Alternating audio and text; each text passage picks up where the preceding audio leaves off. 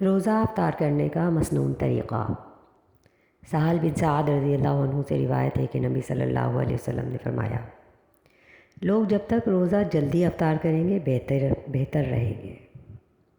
بخاری اور مسلم میں حضرت عمر رضی اللہ عنہ سے روایت ہے کہ نبی صلی اللہ علیہ وسلم نے فرمایا، جب رات یہاں سے آنے لگے اور دن وہاں سے جانے لگے اور سورج غروب ہو جائے تو روزے دار روزہ افطار کرے۔ افطار کا وقت شروع ہونے سے روزے دار روزہ چھوڑنے والے کے حکم میں آ جائے گا، خواہ کوئی چیز وہ کھائے یا نہ کھائے۔ رسول صلی اللہ علیہ وسلم کی یہ حدیث سنن میں مذکور ہے۔ اس وقت تک دین غالب رہے گا جب تک لوگ روزہ جلدی افطار کریں گے، اس لیے کہ یہودی تاخیر سے روزہ کھولتے ہیں۔ سنن ابی داؤد حدیث نمبر 2353۔ بعض لوگ تسلی کی غرض سے روزہ افطار کرنے میں تاخیر کرتے ہیں اور اسی طرح سحری کرنے میں جلدی کرتے ہیں۔ یہ صریحاً غلطی ہے۔ افطاری کا وقت ہونے کے بعد جان بوجھ کر تاخیر کرنا خواہ مخواہ کا ایک تکلف اور غلو ہے، اور دین میں غلو کرنے والے تباہ ہو جاتے ہیں۔ سنن ترمذی میں ابو ہریرہ رضی اللہ عنہ سے روایت ہے کہ نبی صلی اللہ علیہ وسلم نے فرمایا، اللہ تعالیٰ نے ارشاد فرمایا، احب عبادی الیہ اعجلہم فطرا، میرے بندوں میں سب سے زیادہ مجھے جو پسند ہے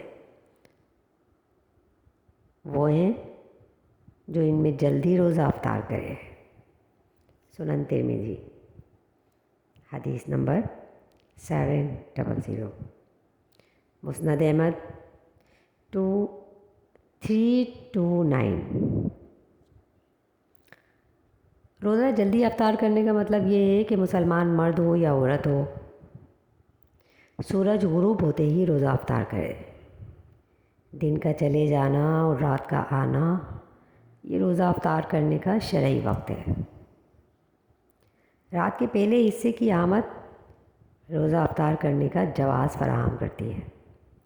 اگرچہ کوئی بندہ افطار نہ کرے لیکن وقت افطاری کا ہوتا ہے۔ سنت کی اتباع اسی میں ہے کہ ابتدائی وقت میں روزہ افطار کیا جائے، اور افطاری کو اچھی طرح رات بڑھنے تک مؤخر کرنا یہ خواہ مخواہ کا تکلف ہے۔ یہاں یہ مسئلہ ہے کہ کیا روزہ افطار کرنے کے لیے ضابطہ اور قانون اذان ہے یا پھر رات کی آمد اور غروب آفتاب صحیح بات ہے؟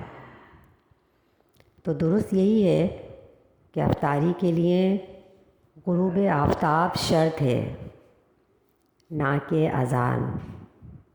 ہاں، اگر مؤذن قابل اعتماد اور دیانتدار ہو، وقت کو جاننے والا ہو، تو اس کی اذان کو معتبر جانتے ہوئے اس پر روزہ افطار کیا جائے گا۔ اس کی گواہی راوی یا خبر کو نقل کرنے والے کے قائم مقام سمجھی جائے گی۔ اگر مؤذن قابل اعتماد، وقت کا پابند اور دیانتدار نہیں ہے تو رات کی آمد اور غروب آفتاب کو پیش نظر رکھتے ہوئے روزہ افطار کیا جائے گا۔